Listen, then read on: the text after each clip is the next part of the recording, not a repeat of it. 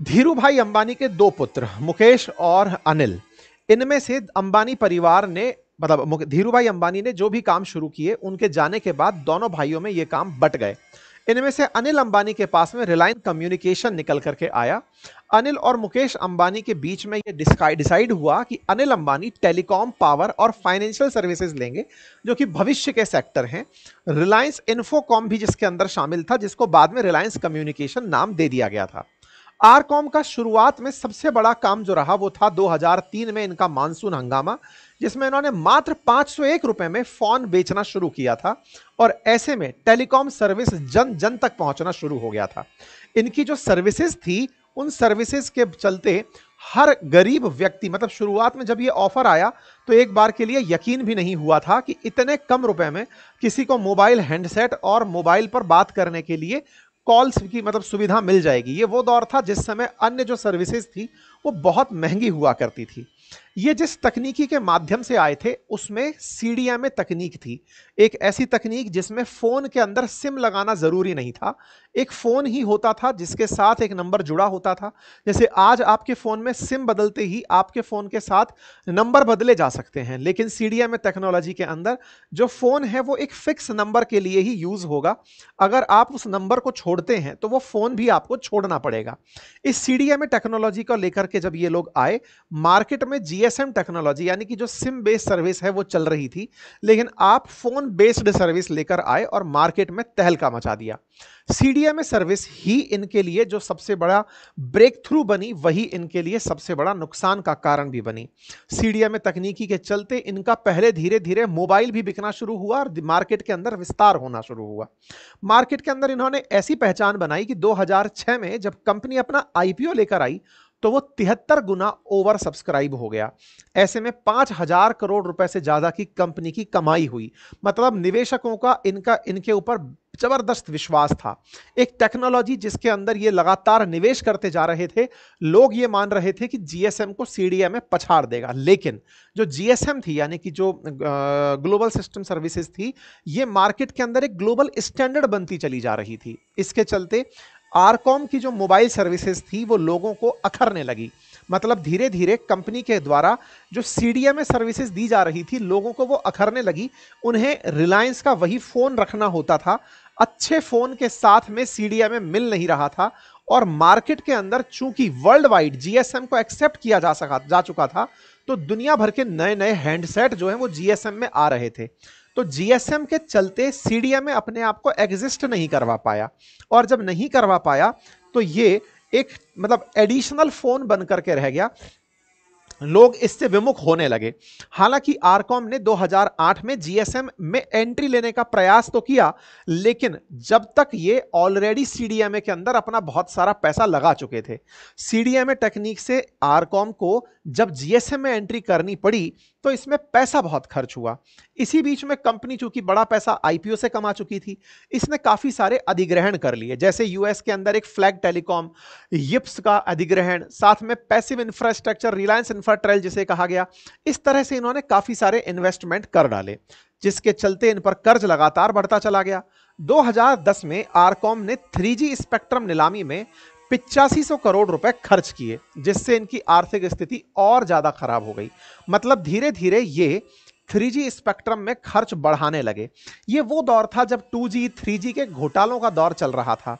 बाजार के अंदर मार्केट में जो ट्रस्ट था वो बाजार खोता चला जा रहा था, और ये साथ ही साथ अपने खर्च बढ़ाते चले जा रहे थे। खर्च बढ़ते जा रहे थे, एक टेक्नोलॉजी से दूसरी टेक्नोलॉजी में जाने का प्रयास हो रहा था, जिसके चलते कंपनी का एवरेज रेवेन्यू पर यूजर घटता चला गया।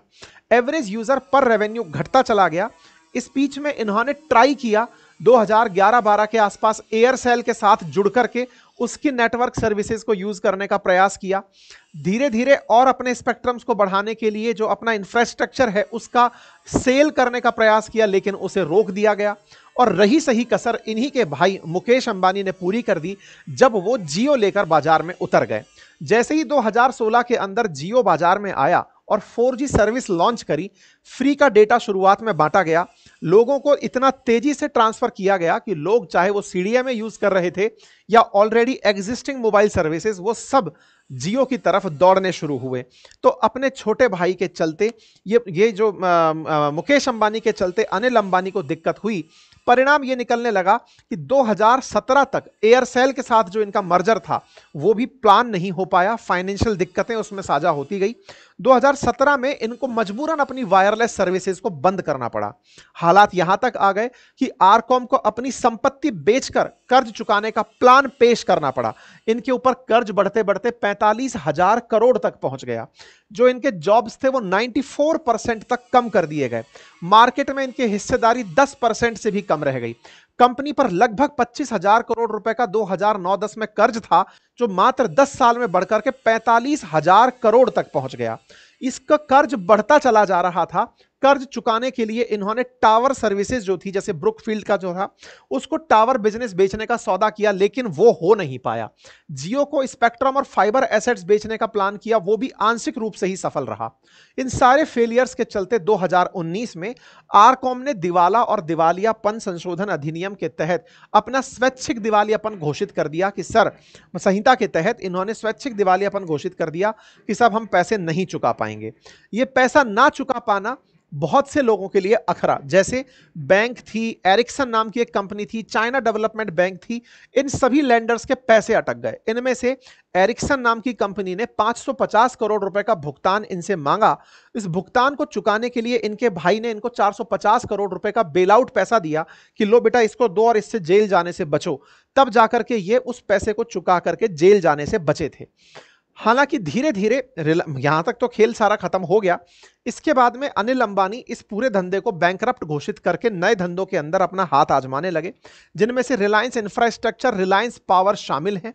साथ में इन्होंने क्लीन एनर्जी और डिफेंस सेक्टर को भी अपना फील्ड के रूप में चुना। विचार करने की बात है कि एक व्यक्ति जो ऑलरेडी 45,000 करोड़ के कर्ज में था, दिवालिया हो चुका था 2019 में, वो व्यक्ति अभी भी अगर चल रहा था और नए काम में एंट्री कर रहा था, तो यह देखने वाली बात होगी कि कैसे संभव है एक देश में जहां 45,000 करोड़ का कर्ज लिया आदमी बैंकरप्ट घोषित करता है, उसके बाद भी डिफेंस सेक्टर जैसी चीजें, क्लीन एनर्जी जैसा सेक्टर उस आदमी को दे दिया जाता है।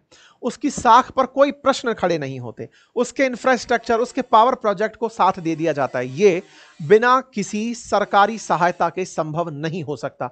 यह अपने आप में एक बड़ी रिसर्च का विषय है रिलायंस का, कि कैसे ये व्यक्ति इतने फेलियर्स के बावजूद इतना सारा काम पाने में कामयाब रहा।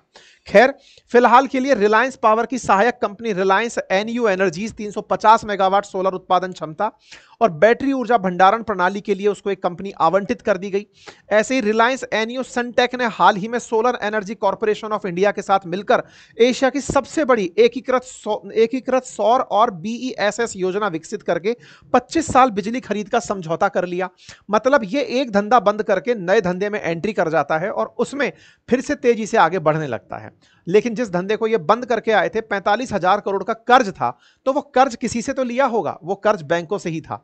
उनमें से एसबीआई बाहर निकल कर आती है और बैंक ने 23 जून 2025 को इन्हें एक लेटर लिख करके कहा, जो इनको 30 जून को मिला, और कहा कि आप लोगों ने जो हमसे कर्ज लिया था, एसबीआई ने कंपनी के ऋण खाते को धोखाधड़ी के रूप में रिपोर्ट करने और अनिल धीरूभाई अंबानी का नाम आरबीआई को रिपोर्ट करने का फैसला किया। ऐसा एक पत्र इनको सौंप दिया जाता है।